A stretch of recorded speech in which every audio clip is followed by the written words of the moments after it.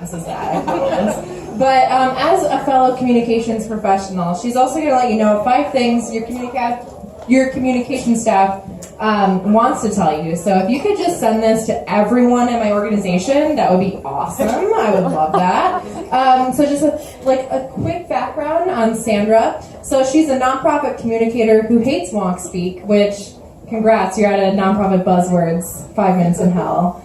And she also has, I wouldn't say unhealthy, self-described unhealthy obsession with a band called Halestorm. So if they're ever in town and you want to go see them, you'll probably see Sandra there.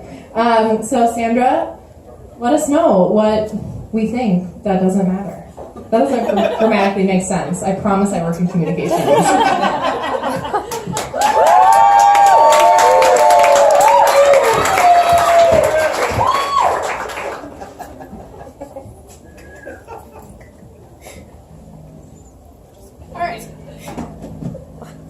Hi, I'm Sandra Boone, and I've been working in communications for about 10 years. Before I start, because of the title of my speech, I want to be clear. I'm not saying communications experts know everything, and especially I'm not saying that I know everything. But tonight I'm hoping to share some of those pet peeves that communication specialists have. It's so that you can work more effectively with them. There is no one answer to what a communications job looks like at a nonprofit. In some organizations, it's one person doing everything, while other organizations have a whole team of specialists. We do all kinds of things: writing, social media, emails, websites, graphic design. For some organizations, we do their development and fundraising work, while for others, those are totally separate departments.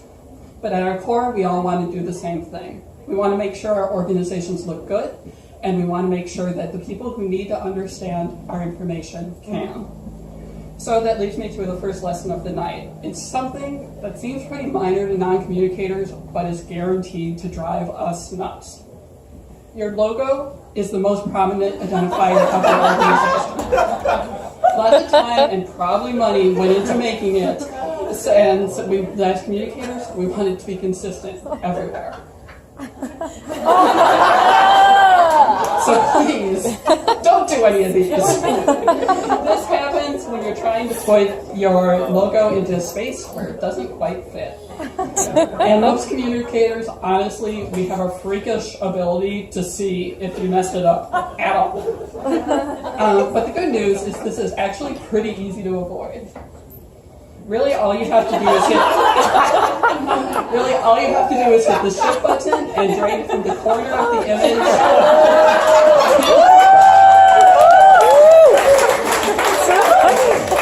Wisdom.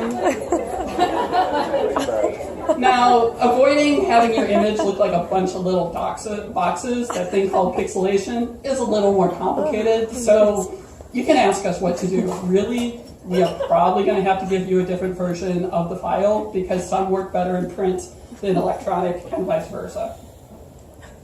On to lesson number 2. I know you've had those times where you've been searching the internet and you found the perfect image. But unfortunately, that doesn't mean you get to just save it and plop it in your document. Just like movies and books, the creator of an image has a copyright, and they get to say how that image can and cannot be used. And that isn't something that they give up if they put it online. You can always try to contact the copyright owner and ask them for the permission to use it. But what I always suggest is that you do something called searching the Creative Commons. These are images where the creator freely said, yes, take my piece and use it. And you don't even have to pay me. It used to be pretty painful to do this search. You had to wade through a lot of bad images. But now there are entire websites dedicated to giving you good things. Another important thing to keep in mind is the quality of your image. Now, I'm not talking about whether a snooty art critic is going to say, wow, that's the best photo ever. What I'm talking about is how clear your image is and how it will look in print. I also want to warn you about cell phone photos. They're great. As communications people, we love it because anyone can take a photo and send it to us for social media. Photos are social media gold, so we love them. But a lot of the time, they don't turn out really that great.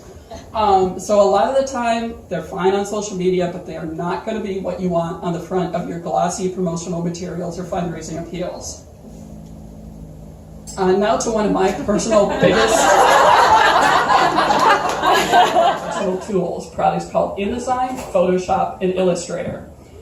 Now, I understand that you want to make some changes and you want to edit it, so you get annoyed when we hand you a PDF that you don't know what to do with.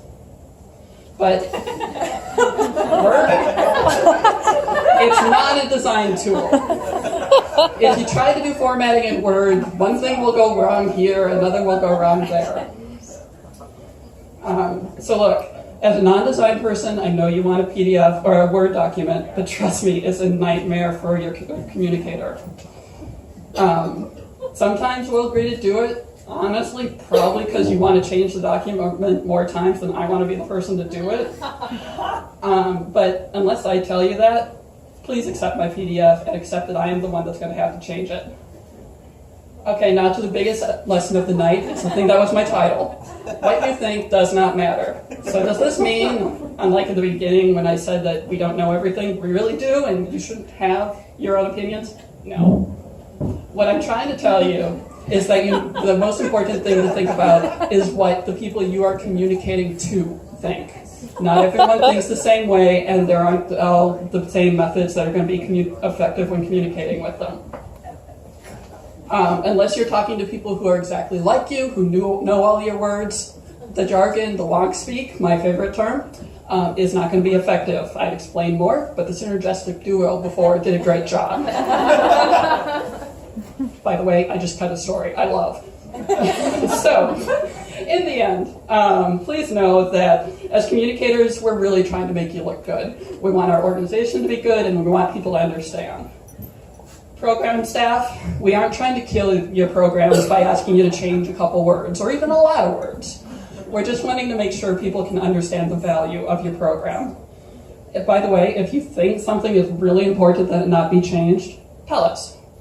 Development, please know that we have similar goals and we're not trying to poach your relationships or take your jobs.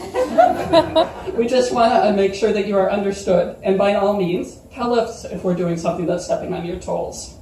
Finally, to my fellow communicators, let's remember we can't do our jobs effectively without our coworkers, but we do really think differently than them, so every once in a while we do need to explain those things that we assume are obvious. Thank you.